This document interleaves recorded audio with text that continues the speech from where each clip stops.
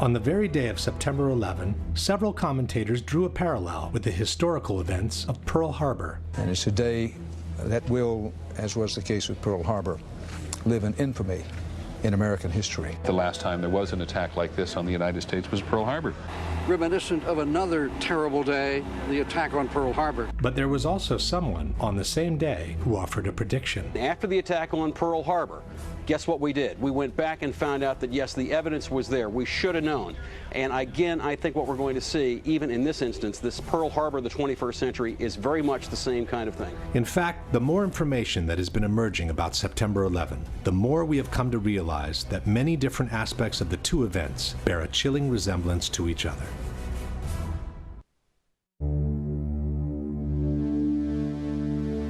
While both events were needed by the U.S. to go to war, in both cases, the ultimate goal was not the one initially stated.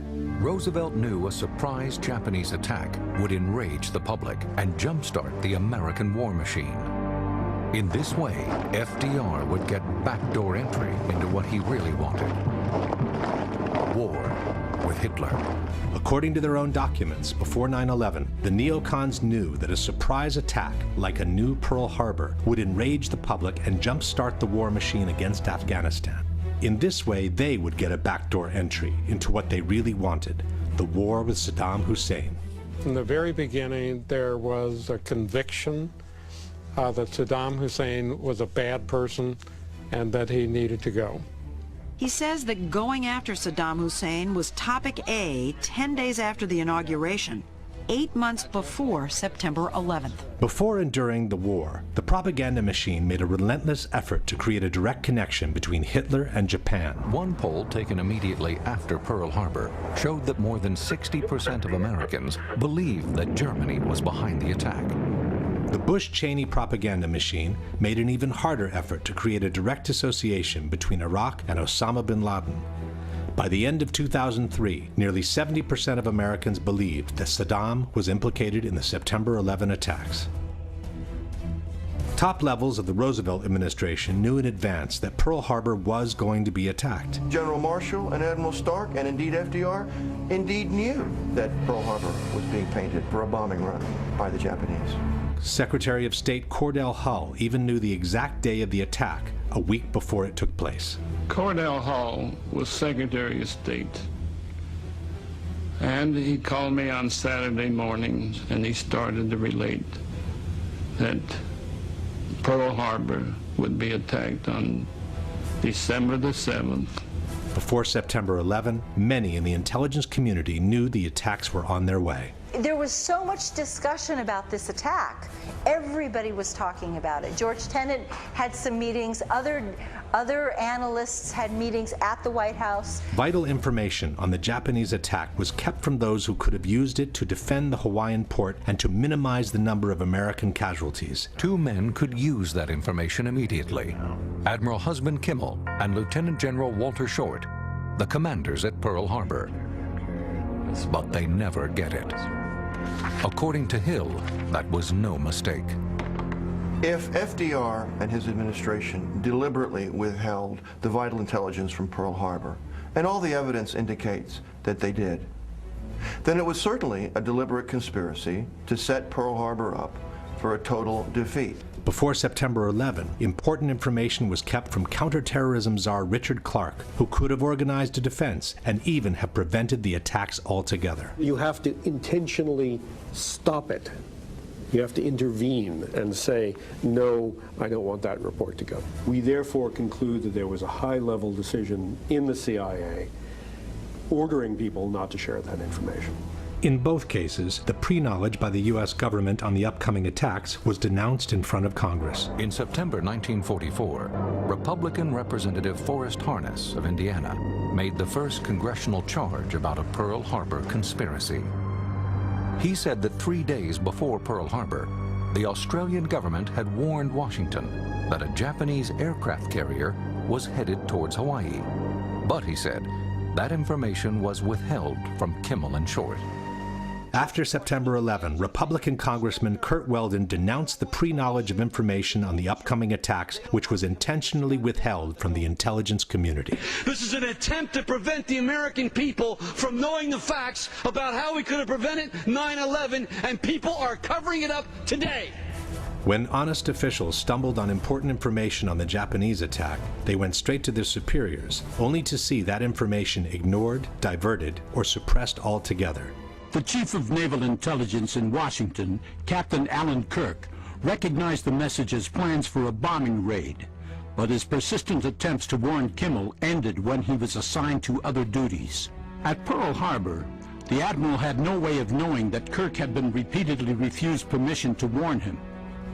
In August 2001, FBI agent Colleen Rowley discovered information that could have led to uncover the September 11 plot.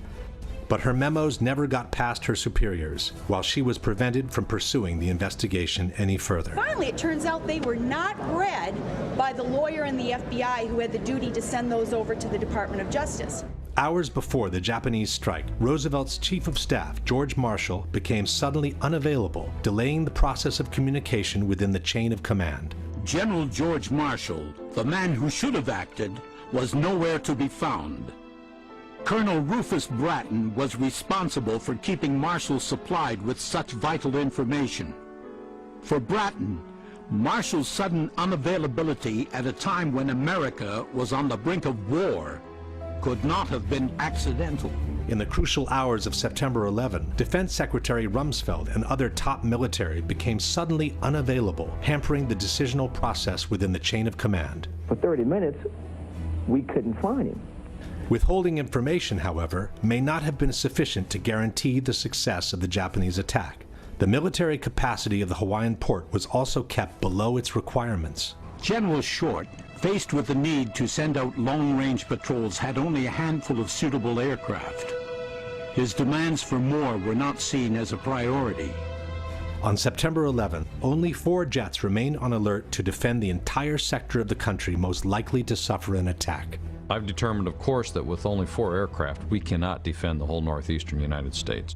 President Roosevelt gave direct orders not to interfere with the Japanese attack. President Roosevelt told General Marshall to send a message to the Hawaiian and Philippine commanders, don't interfere with Japan's overt act of war. The United States desires that Japan commit the first overt act. There's no argument about what FDR meant. He meant that the U.S. naval plan to defend Pearl Harbor should not and cannot be executed. On September 11, Vice President Cheney gave a direct order regarding the plane headed towards Washington, which in fact resulted in the plane reaching its target without being shot down. The young man said, Vice President, the plane's 10 miles out. Do the orders still stand? And the Vice President sort of whipped his head around and said, of course they do. It was thanks to the indignation for the 3,000 sailors killed at Pearl Harbor that President Roosevelt could finally enter a war the U.S. had been preparing for months in advance. With confidence in our armed forces, with the unbounding determination of our people, we will gain the inevitable triumph, so help us God. It was thanks to the indignation for the 3,000 victims of September 11 that President Bush could launch a war that had already been prepared in the smallest detail. CNN and Time magazine have reported that on September 10, 2001, a military plan to attack Afghanistan had been placed on George Bush's desk to be signed by the president upon his return from Florida. May God grant us wisdom, and may He watch over the United States of America.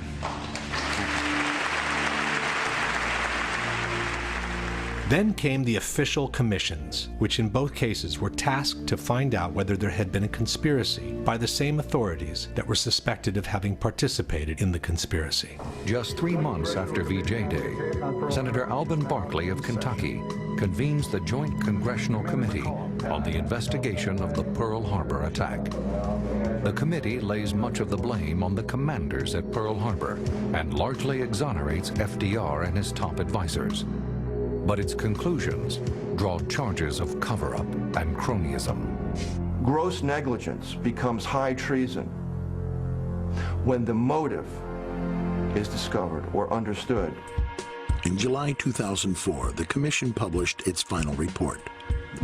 2.5 million pages of documents. We've interviewed over 1,200 individuals, including experts and officials past and present. However, the Commission report failed to meet many of the family's expectations and concluded that 9/11 was merely a failure of imagination. Published in 2004, the 9/11 Commission report has become the central focus of criticism by the 9/11 Truth Movement, a movement comprised of thousands of individuals and associations from all over the world, all connected through the Internet. The Commission's report is accused of having simply rubber-stamped the government's version of the events by ignoring all the evidence against it, while covering up its most conspicuous holes with a long series of omissions, distortions, and even plain falsehoods.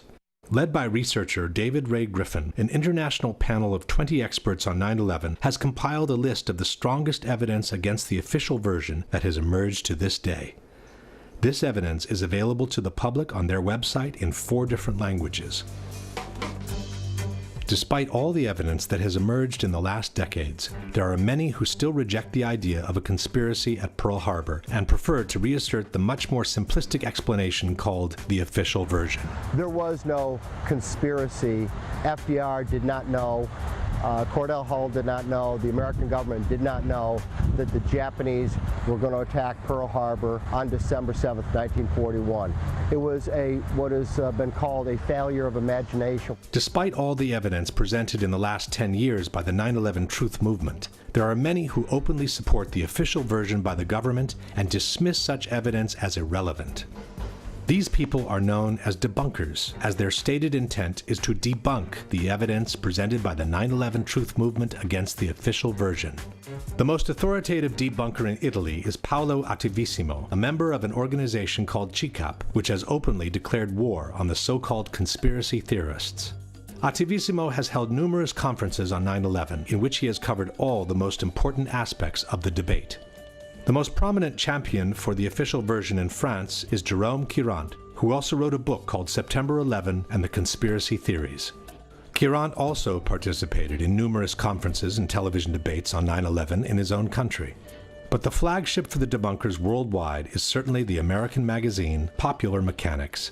In 2006, they published a book called Debunking 9/11 Myths, in which the authors purport to have refuted all the major claims against the official version by the 9/11 Truth Movement. Jim Miggs is the editor of Popular Mechanics magazine. In 2005, he and a staff of reporters decided to take on the factual and scientific claims made by members of the 9/11 conspiracy movement. The results were first published in a magazine article, then more fully developed in a book titled Debunking 9/11 Myths: Why Conspiracy Theories Can't Stand Up to the Facts. I think what Popular Mechanics did with the 9/11 conspiracy theory was just about one of the best things ever done in the history of skepticism. That is exactly how it should be done. Here's the claim, here's the answer. Here's the claim, here's the answer. By the end, they got nothing to stand on. Boom, end of story. But is it really so?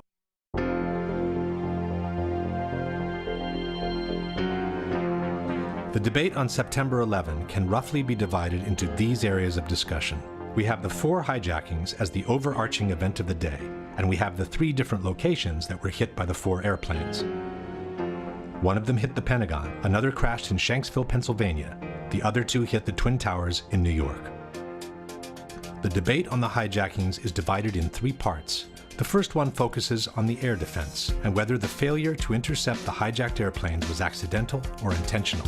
The second focuses on the hijackers and whether they were actually aboard the airplanes or just the usual patsies. The third part focuses on the aircraft themselves and whether the 4 airplanes used in the attacks were the same ones that took off from the airports that morning or were something that only resembled them from the outside.